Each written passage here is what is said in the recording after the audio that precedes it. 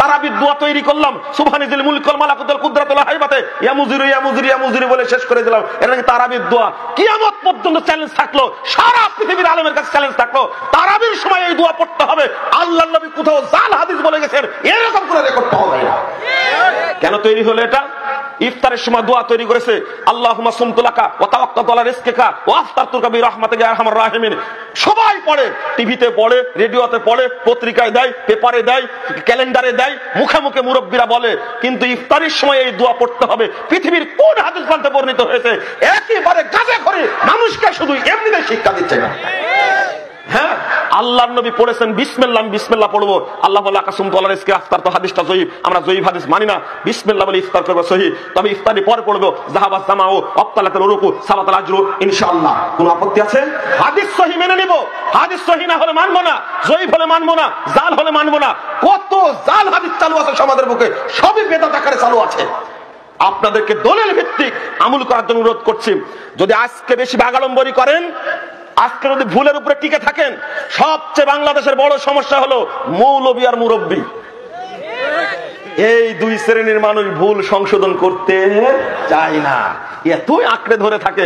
মুরব্বী আপনি সম্মানী মানুষ, আপনার ফজিলত কত জানেন? ও বয়স্ক মানুষ, আপনার ফজিলত কত জানেন? আল্লাহ নবী বলছেন, যে ব্যক্তি মুরব্বীকে সম্মান করে ওই ব্যক্তি যেন আল্লাহকে সম্মান করে। এত ফজিলত আপনার, কিন্তু আপনার মধ্যে এত অহংকার কেন, এত জিদ কেন, এত গোলামি কেন? আপনি একটু নরম হন।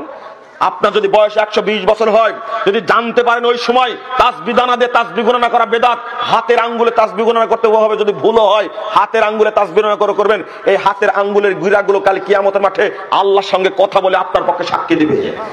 1502 নম্বর হাদিস, লাটরায়ের বিসি দ্বারা, পাথরের কঙ্কর দ্বারা তাসবিহ দানা তাসবিহ দানা গণনা করা বেদাত। 120 বছর বয়সে, বৃদ্ধ বয়সে জানতে পারলেন এটা চলবে না। আপনি আল্লাহর ওয়াস্তে ত্যাগ করেন, আপনার ক্ষতি করতে আসেনি, উপকার করতে এসেছি। আল্লাহ রাব্বুল আলামিন বলছেন, ইল্লামান তাবা ওয়া আমানা ওয়া আমিলা আমালান সালিহা ফাউলাইকা ইউবাদদিলুল্লাহু সাইয়্যাতিহিম হাসানাত। আল্লাহ কত বড় রহমান, তিনি কত দয়ালু, তিনি কত দয়ালু। আল্লাহ বলছেন, যে ব্যক্তি তওবা করলো, সূরা ফুরকান 70 নম্বর আয়াত, যে ব্যক্তি তওবা করলো, ঈমান আনলো, বিশুদ্ধ আমল করলো, আল্লাহ রাব্বুল আলামিন তাদের যাবতীয় পাপকে নেকিতে পরিবর্তন করে দেবেন। 95 বছর বয়সে গিয়ে শুনলেন, এই আমলটা আমার ভুল ছিল। ভুল ছিল মানে আযানের দোয়াই পড়েছেন, ওয়াদ-দারাজাতুর রাফিয়া ওয়ারযুকনা শাফাআতাহু ইয়াউমাল কিয়ামা ইন্নাকা লা তুখলিফুল মিয়াদ। এই বাড়তি অংশটুকু হাদিসে পাওয়া যায় না। আপনি কেন পড়তে গেলেন? যতটুকু সহিহ বুখারীর মধ্যে আসছে অতটুকু পড়েন। আপনি যখন বলছেন মুয়াজ্জিন as-সালাতু খায়রুম মিনান নাওম, তখন আপনি উত্তর দিচ্ছেন সাদ্দাক্তা ওয়া বারারতা। নাউযুবিল্লাহ, সাদ্দাক্তা ওয়া বারারতা বলার দোয়া পৃথিবীর কোনো হাদিস গ্রন্থে নেই। আপনাকে কেন বলবো? বেদাত সম্পর্কে ভাই আলোচনা করতে দিলে আমার অবস্থা ভালো থাকে না, আমি খুব কষ্ট পাই। রাসূলের আদর্শ ছেড়ে দিয়ে, রাসূলের আদর্শ ছেড়ে দিয়ে যারা বেদাতি আদর্শের প্রতি আত্মসমর্পণ করে, যারা বেদাতকে মেনে চলে, তাদের মতো হতভাগা আর কেউ নেই।